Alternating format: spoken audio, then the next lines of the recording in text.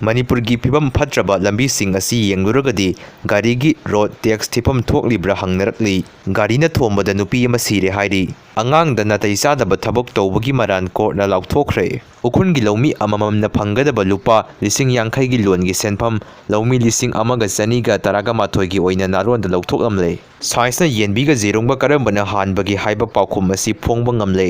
police na physical assault tawbada senaba arambai tengongi Meeoi taruk phare police Brahmada moy masen hatok narakpadagi India romda atarakam leitana jangsilakpa leptri wangjing tentha turel lepa leitana ising hengalakli hidak managi potlam sing yonbe agent sing khut tharakloi haningai leite KCP apunba yathaumi amadi mitop khandoknaba process mathau tarakle natrabadi mitop sing asum laisinkrabadi Manipur gi demographic character da soklakani haina MPB mona phongdokre Uyanda Turian Kaibadagi Arambai Tengon, Ichin Inau Amadi Laikai Naha Singa Pan Kana Tingna Bohonari. Handakse Tengoloi Sing Kara Wakan Tianba Susidian Tendency Jang Wakal Lakli. PTSD Ayamba Loire, Leire, Pressure Mayam Aduga, Panjan Biriba Kies Mayamgi, Pressure Asina Tengoloi Ichin Inau Sing Kanagumba Pian Dabalabado, Aiginata Lakpiu, Aikoitana Si Wakan Tianbato Wigan Uhaina, Arambai Tengon Gidusing Puren or Bakorong and the Common Gimakegi, Pongdrokli. CFG Chinyan Fighter Group ka B Heist A Brab Hard Army ga Hozik Brahmada